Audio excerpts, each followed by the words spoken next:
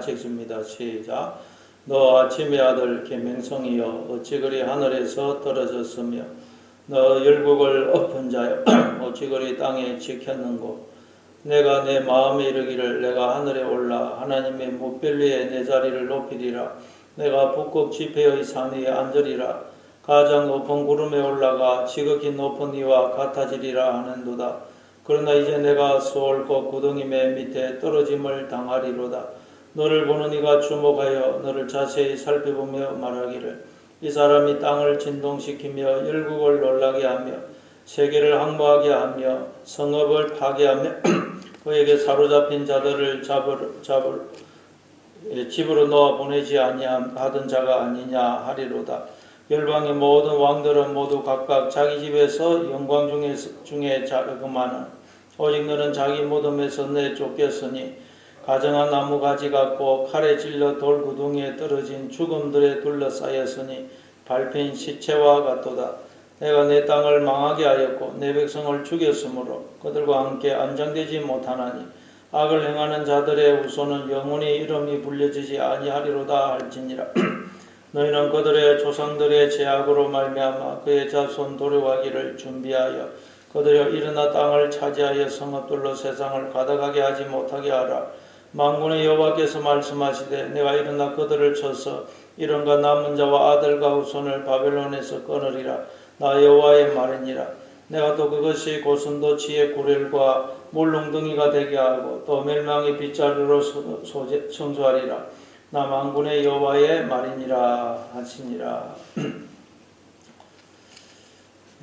오늘 본문은 많이 오해되고 있는 그런 내용입니다.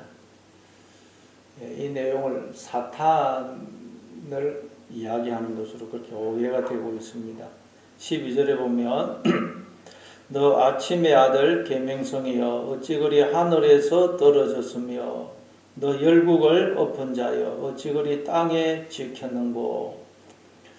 여기 아침의 아들, 여기 히브리어로는 벤 사하르, 벤은 아들이고 사하르는 아침입니다. 그래서 벤 사하르로 되어 있는데 이걸 라틴어로 번역을 할 때 하면서 루시퍼로 번역을 했습니다. 그래서 이제 이 루시퍼가 마귀 사탄인데 원래 음악을 담당하는 천사장이었는데 가장 가까이에서 하나님의 영광을 보다가 그 영광이 탐이 나가지고 하나님의 영광을 빼앗으려고 반역을 일으켰다가 천사 3분의 1과 함께 세상으로 쫓겨나가지고 그 루시퍼는 마귀가 되고 그 쫓겨난 천사들은 귀신이 되었다. 그런 이제 주장을 초기에 터툴리안이라는 교부가 하게 되고 그리고 그 뒤에 존 밀턴이라는 분이 쓴 신라본에서 또 그 내용을 책에 기록을 합니다. 그래서 그 내용이 이제 뒤에 교회에 쭉 퍼져가지고 그것이 마치 정설인 양 그렇게 받아들여지게 되었습니다. 그래서 여러분도 이런 이야기 다 들었을 것이고 저도 어렸을 때 교회에서 이런 식으로 배웠습니다. 왜 마귀가 생겼느냐. 그 천사장이었는데 타락해가지고 반역을 일으키는 바람에 쫓겨나서 마귀가 되었다. 지금도 보면 뭐 그렇게 말을 하는 분도 있고 책에서도 그렇게 가르치는 것이 책들이 있는데 그러나 그건 전혀 성경적인 근거가 없습니다. 오늘 지금 우리가 살펴보고 있는 건 앞에 4절에 보면 너는 바벨론 왕에 대하여 이 노래를 지어 이르기를 압제하던 자가 어찌 그리 거쳤으며 강포한 성이 어찌 그리 패하였는고. 이 1차적으로 바벨론 왕에 대한 내용입니다. 사탄에 대한 내용이 아닙니다. 그리고 우리가 조금만 깊이 생각해 보면 그건 말도 안 되는, 그런 주장은 말도 안 되는 주장이라는 걸 알 수가 있습니다. 만약에 우리가 앞으로 가게 될 완전한 천국에서 그런 반역이 일어날 수 있다. 그럼 우리가 앞으로 천국에 갔을 때도 그런 반역이 일어나지 말라는 법이 없지 않습니까? 우리가 천국에 갔는데 또 천사장이 반역을 일으켜가지고 우리한테 너 하나님 편에 설래? 내 편에 설래? 그러면 뭐 우리가 어떻게 되겠어요? 만약 우리가 또 모르고 천사장 편에 서가지고 우리가 또 쫓겨나고, 그럼 그런 곳이 무슨 천국이겠습니까? 예, 완전한 천국에서는 그런 것이 있을 수가 없습니다. 왜냐하면 하나님 외의 모든 피조물은 하나님 앞에서 먼지와 같고 흙과 같아요. 하나님이 그 영을 거두고 가시면 뭐 천사 아니고 모든 존재는 그냥 먼지로 돌아갑니다. 그러니까 그런 반역이 일어날 수가 없습니다. 하나님 앞에서 모든 피조물은 먼지, 흙과 같고 다 영을 거두고 가시면 그냥 인간은 모든 피조물은 먼지가 됩니다. 그래서 그런 주장은 성경에 근거도 없고 조금만 생각해보면 말도 안 되는 내용이라는 걸 알 수가 있습니다. 그럼 이게 뭐냐? 너 아침의 아들 계명성이라고 하는 이 자는 누굽니까? 1차적으로는 그 당시 세계 최강국의 왕이었던 바벨론 왕을 빌어서 우리 이야기를 하는 것입니다. 우리 이야기. 예. 우리가 다 교만해져 가지고 하늘 끝까지 자기를 높여서 교만해져 있는 하나님처럼 되어 있는 우리 인간, 우리를 이야기하는 것입니다. 그래서 바벨론이 원문에는 바벨이라고 그랬죠. 바벨. 창세기 11장에 보면 인간들이 우리가 성읍과 탑을 쌓아서 그 꼭대기를 하늘에 닿게 하여 우리의 이름을 내자 그러지 않습니까? 인간들이 그냥 자기를 하늘 끝까지 높아서 하나님처럼 되어 있다. 그 교만한 인간, 그 교만한 우리를 두고 지금 오늘 성경이 설명을 하는 것입니다.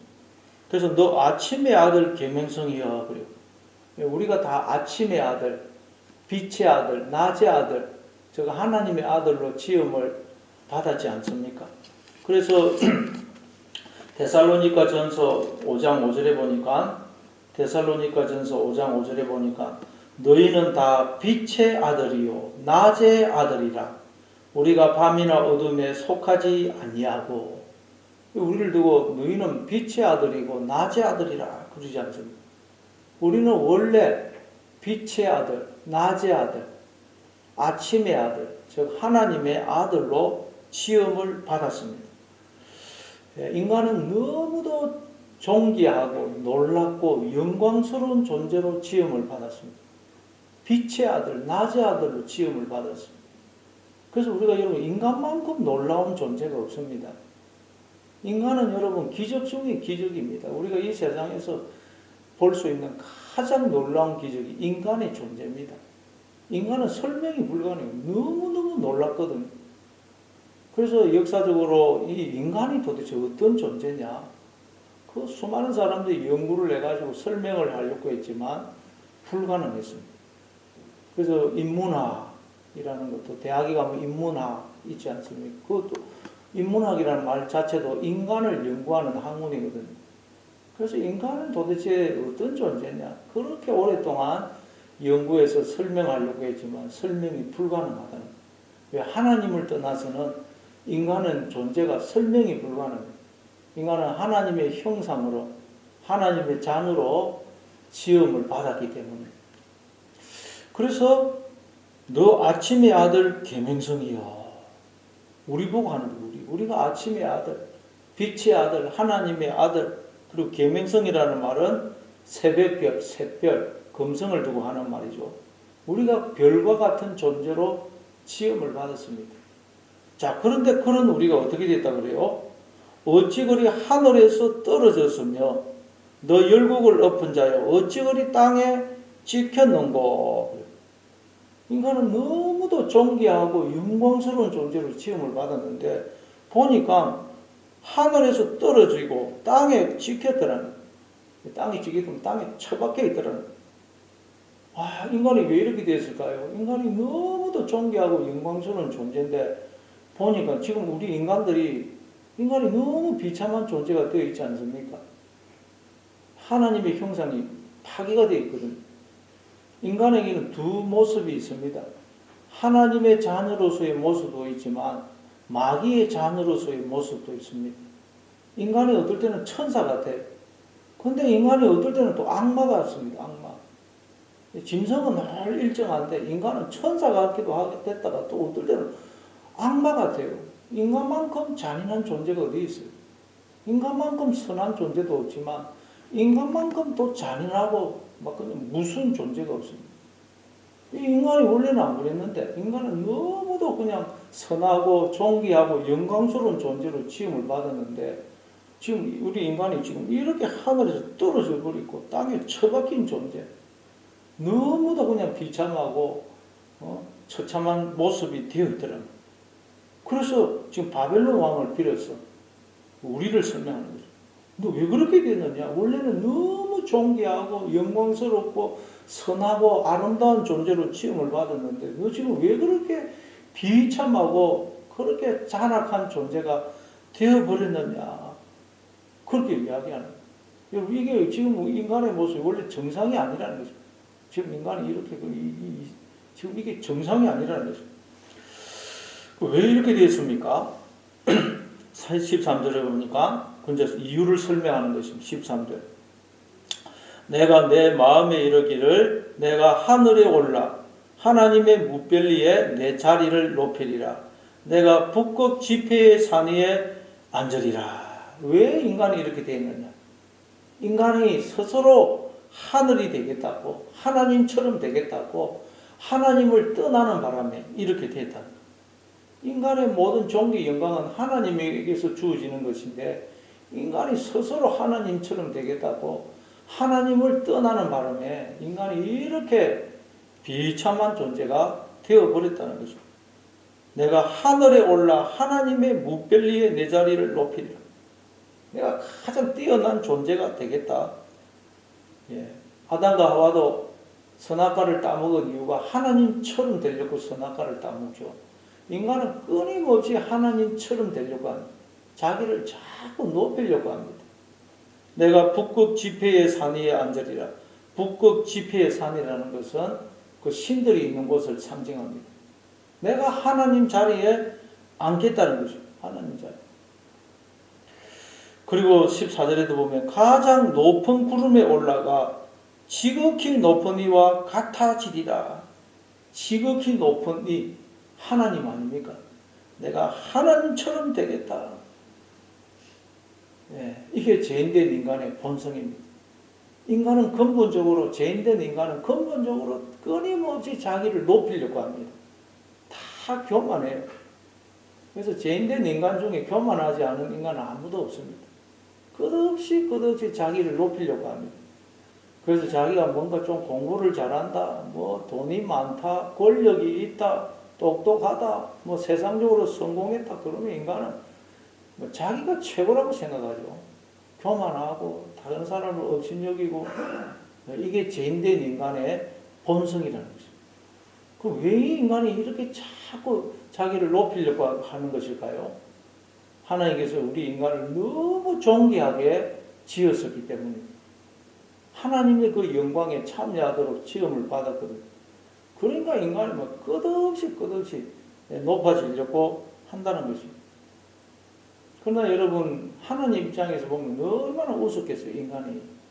하나님이 그냥 생기를 거두가시면 그냥 먼지에 불과한 존재인데, 이전에 우리나라 최초의 우주인이었던 그 김소연 씨가 저 우주에서, 그러니까 이 지구상에서 한 400km 이상 되는 대기권 벗어난 곳에서 지구를 쳐다보니까 지구가 다 보이는데 뭐 사람은 전혀 보이지 않고 건물도 안 보이고 아무것도 안 보이더라는 거죠. 근데 조그마한 그 지구 안에서 인간이, 그러니까 이 지구에 그냥 미생물처럼 붙어가지고 살고 있더라. 그러니까 야, 저기서 왜 그렇게 아등바등 살았을까? 그런 생각이 들더라는 거죠. 우리가 땅에 있으면 뭐 건물이 높아 보이고 산들이 높아 보이지만 저 높은 곳에서 보면 똑같습니다. 팽팽합니다. 뭐 건물도 팽팽하고 산도 팽팽하고. 그런데 우리가 서로 막 그냥 하나님 앞에서 누가 크냐, 뭐 네가 크냐, 그 경쟁을 하고 하나님은 똑같습니다. 옛날에 그 재래식 화장실에서도 여러분 재래식 화장실 보면 밑에 구더기가 얼마나 많습니까? 근데 그 구더기 쳐다보고 있으면 마치 누가 크냐 경쟁하듯이 막 그러고 있어요. 우리가 보면 똑같은데 구더기도 막 자기가 다 내가 낫다, 내가 더 크다 그러고 경쟁하는 것 같아요. 예, 하나님 앞에서 우리는 인간은 다 똑같습니다. 하나님 앞에서 우리 인간 다 똑같은데 우리는 뭐 네가 크니 내가 뭐 크니 네가 잘나니 내가 잘나니 예, 그러고 있다. 그리고 하나님 보면 그렇다는 것입니다. 15절에 보니까 그러나 이제 네가 수월 꼭 구덩이 맨 밑에 떨어짐을 당하리로다. 인간이 스스로 하나님처럼 되겠다고 하나님을 떠났더니 어떻게 되느냐? 하나님처럼 되는 게 아니고 수월 꼭 구덩이 맨 밑에 떨어짐을 당하리로다. 이게 하나님을 떠난 인간의 실상이라. 수월 구덩이 맨 밑에 떨어져 있다는 거예요. 우리가 이런 존재라는 거예요.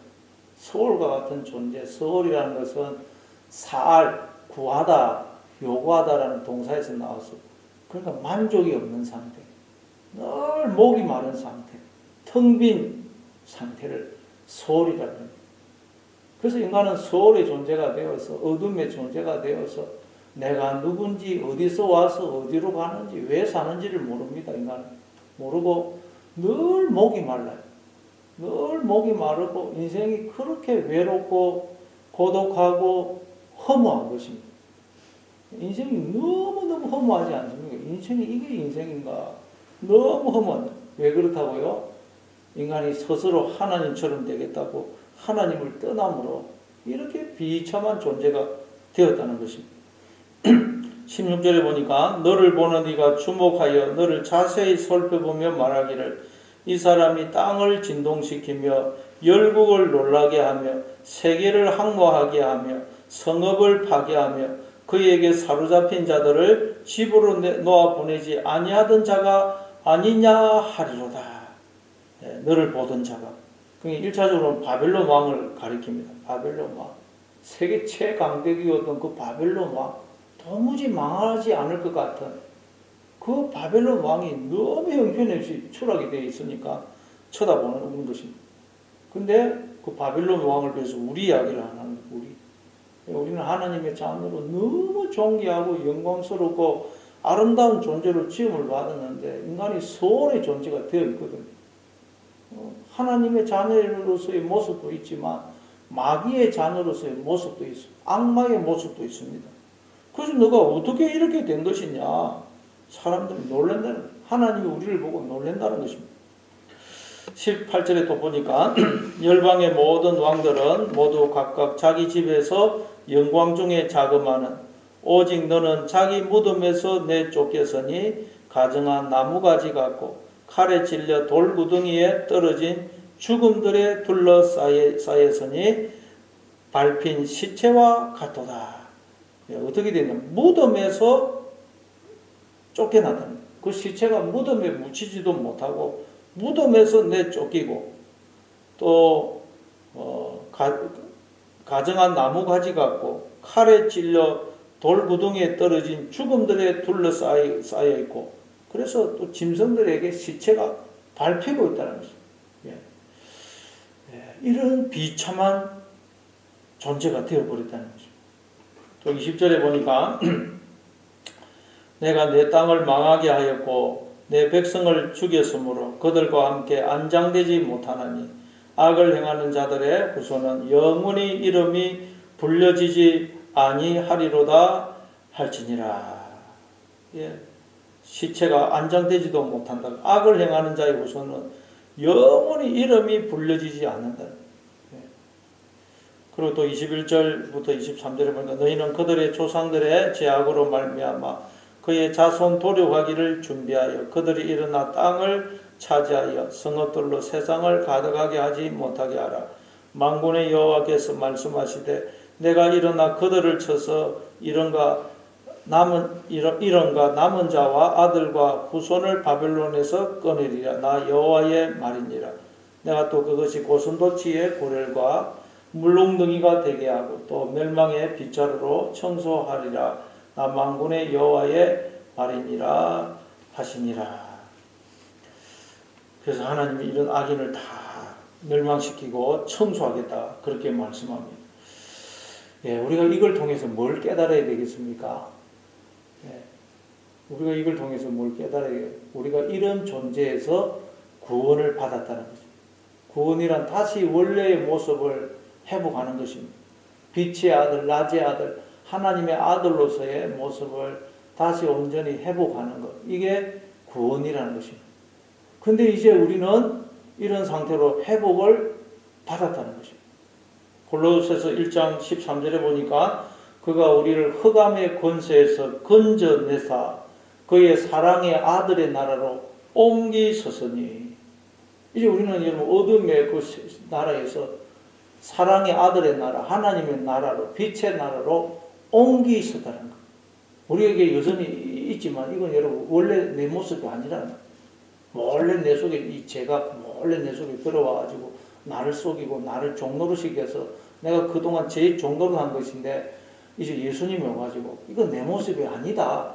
그러니까 그 속지 말아라. 예수님만 붙들어라. 알게 되었어요. 그래서 여전히 우리 속에 이 죄가 있지만, 죄성이 있지만, 이제 이 죄는 우리가 안 들으면, 말을 안 들으면 그뿐이라는, 강도 도덕이라는 우리 속에 들어. 그래서 예수님만 붙들면 된다는.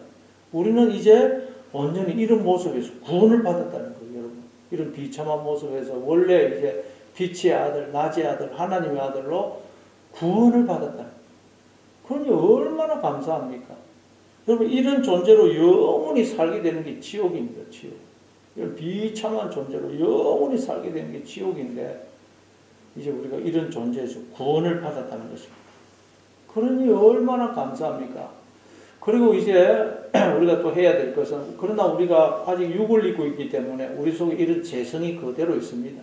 이런 어둠의 세력들이 우리 속에 마귀의 모습이 아직도 있습니다. 그러니까 우리는 여기서 천국도 경험하지만 이 지옥도 조금씩 경험하는 것입니다. 그러니까 우리는 이 내 속에 지옥의 모습이 보일 때마다, 내 속에 이런 죄가 있을 때마다 어떻게 해야 되겠어요? 하나님을 향하여 달려가야 됩니다. 그리스도 안에 있으면 우리가 천국을 경험하지만 그리스도 바깥에 있으면 이런 존재가 되구나. 지옥을 경험하게 되구나. 우리가 이 땅에서 그걸 조금씩 경험하거든요. 그래서 내 속에 있는 이 죄를 볼 때마다, 우리는 지옥을 경험할 때마다 하나님을 향하여 달려가야 돼요. 도망가야 돼요. 그리스도 안으로 계속 도망가야 돼요. 다윗도 범죄하고 나서 지옥을 경험하지 않습니까? 하나님 붙들지 않으면 이런 지옥의 존재가 되구나. 다윗이 얼마나 그냥 그것 때문에 깨닫고 그 뒤로 이제 막 하나님만 바라보고 달려가는 거죠. 그래서 우리는 여러분 이제는 이걸 경험하면 할수록 하나님만 바라보고 빛을 향하여 어둠 속에서 빛만 쳐다보고 달려가야 돼요. 그래서 오늘도 여러분 우리가 이런 존재에서 이제 하나님의 아들로, 빛의 아들로 우리가 구원을 받았다. 내 속에 여전히 어둠이 있고 재성이 있고 지옥의 세력이 있지만 이건 원래 내게 아니다. 그것이 느껴질 때마다 빛을 향하여, 그리스도를 향하여, 하나님을 향하여 달려갔어서 오늘도 여러분 그래서 빛의 아들로, 하나님의 아들로 살아가시는 여러분 되시기를 바랍니다.